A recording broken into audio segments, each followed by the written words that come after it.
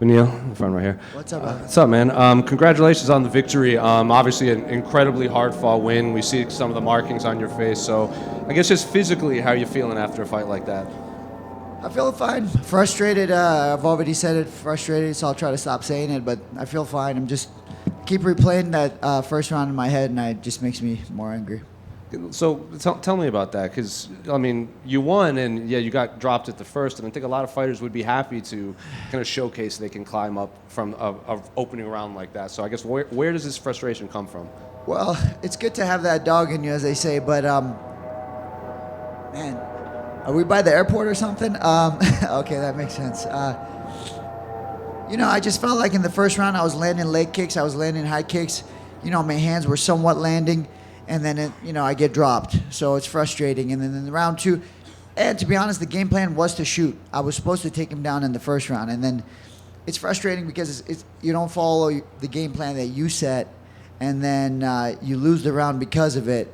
And then you go into round two. Now you're just so mad. You're not even thinking about like game plans anymore. You're just thinking about finding a way to win. And it just, the more I play it over in my head, it's better if I internalize it instead of externalizing it, because it just doesn't sound good when I speak.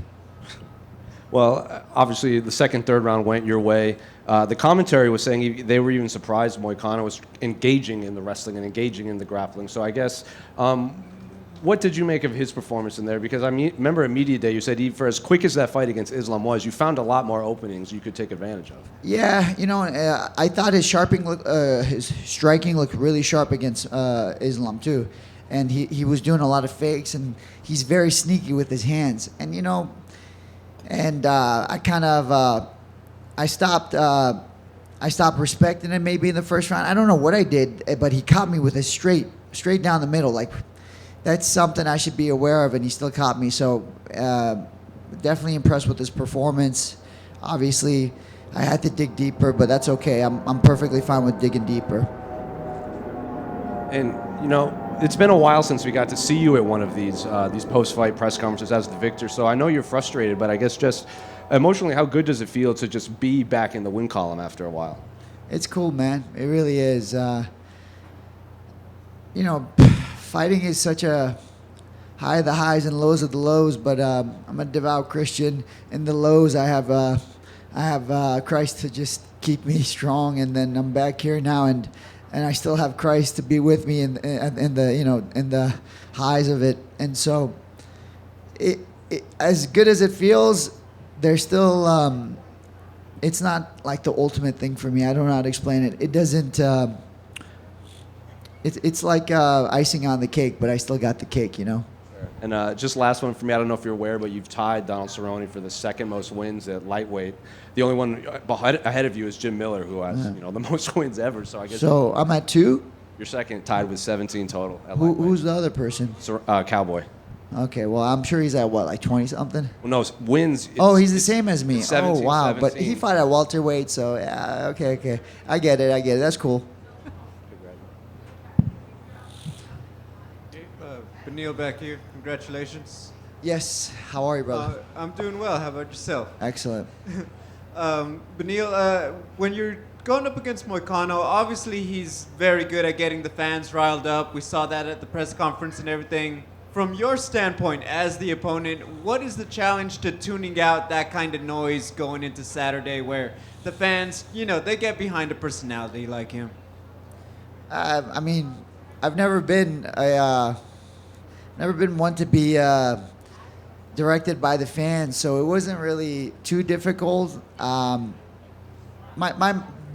would say the most difficult part is I genuinely think Renato is very funny.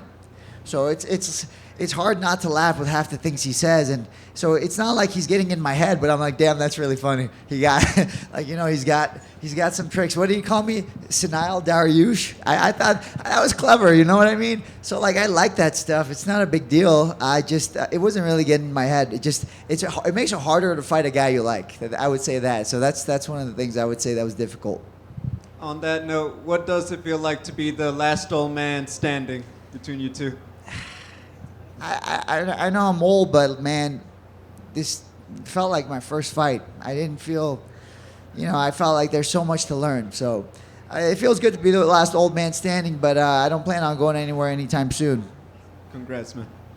Beneil Dariush, for you, when you take a look at everything, I know you're frustrated with how that first round went, but how do you build mentally from here? Don't get dropped. It's not hard, bro. Go back, work hard. Don't get dropped next time. Keep your hands up, move your head.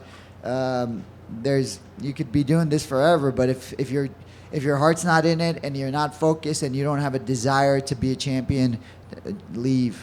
I have a desire to be champion. I would not be here just to fight, just for another fight. If it's for money, I wouldn't be here. It's to be champion.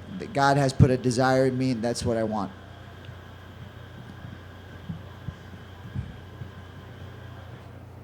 Thank you, guys.